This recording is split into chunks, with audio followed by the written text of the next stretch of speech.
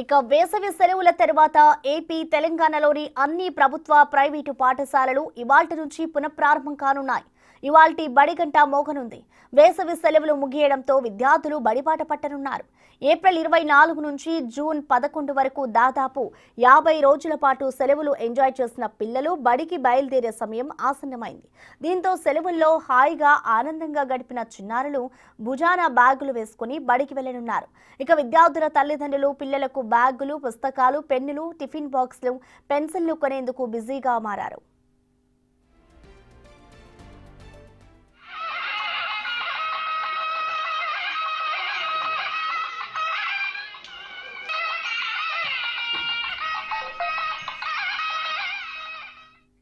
ఇవాల్టి నుంచి కూడా స్కూల్స్ అన్ని కూడా రీఓపెన్ కాబోతున్నాయి. దీనికి సంబంధించి పూర్తి డీటెయిల్స్ మా ప్రతినిధి వేణు అందిస్తారు. వేణు. ప్రసన్న, ప్రస్తుతం తెలంగాణ వ్యాప్తంగా బడి పండుగ అయితే మొదలైంది. తెలంగాణ ఉన్నటువంటి దాదాపు 30,000 పైచిలకు ప్రభుత్వ పాఠశాలలు, అటు TCWSలు, అటు KGBVలు, సోషల్ వెల్ఫేర్లు, అదేవిధంగా ట్రైబల్ వెల్ఫేర్, ట్రైబల్ సొసైటీ, మొత్తంగా అన్ని రకాల ప్రభుత్వ పాఠశాలలు అన్ని కూడా ఈ రోజు నుంచి మొదలు కాబోతున్న పరిస్థితి. ప్రస్తుతం మనం చూడొచ్చు, ఒక్కొక్క ప్రభుత్వ పాఠశాలలో పిల్లలకు ఈ రోజు నుంచి బడి మొదలవుతున్న నేపథ్యం లోపల వచ్చే వాళ్ళకి ఒక పండుగ వాతావరణంలో స్వాగతం పలికేందుకు ఏర్పాట్లు చేశారు. ప్రస్తుతం మనం Hanumakonda Markazi primary high school వద్ద ఉన్నాము.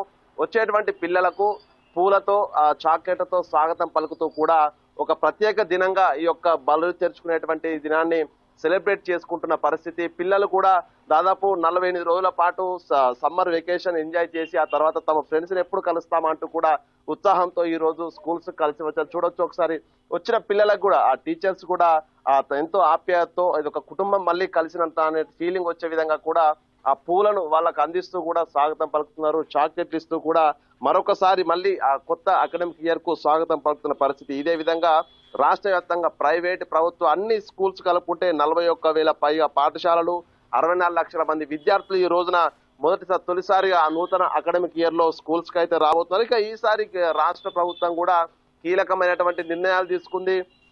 స్కూల్స్ లోపల 5,000 పైచిలకు ఆ పాఠశాలలో కంప్యూటర్ ల్యాబ్ల ఏర్పాటు కోసం సిద్ధం చేసింది. దీంతో పిల్లలకు అత్యాధునికమైనటువంటి టెక్నాలజీతో విద్యాబోధన చేసేందుకు ఏర్పాటు చేశారు. దాంతో పాటు KGBVలో నూతనంగా 120 KGBVలో ఇంటర్ వరకు విద్య బోధించే విధంగా ఏర్పాటు చేశారు.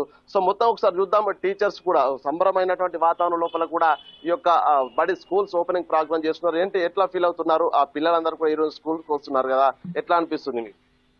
సార్, ఇన్ని 45 డేస్ హాలిడేస్ తర్వాత పిల్లలందరూ హ్యాపీగా రావడం స్కూల్ కి చాలా బాగుంది. మాకు ఈ విద్యా సంవత్సరం కూడా ప్రతిరోజు ప్రతి నెల అన్ని పరీక్షలు అన్ని రకాలుగా ఉన్నటువంటి ఏ కార్యక్రమాలైనా కూడా సక్రమంగా జరిగి వాళ్ళ యొక్క భవిష్యత్తు ఇంకా పునాది కావాలని మేము చాలా సంతోషంగా కోరుకుంటున్నాము. వాళ్ళకు దీవెనలు ఇస్తున్నాం మేము.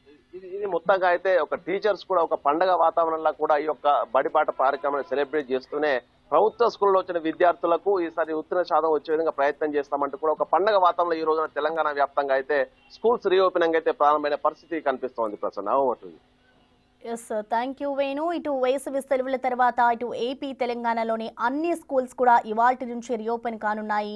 పిల్లలందరూ కూడా ఇవాల్టి నుంచి అయితే బడిబాట పట్టబోతున్నారు.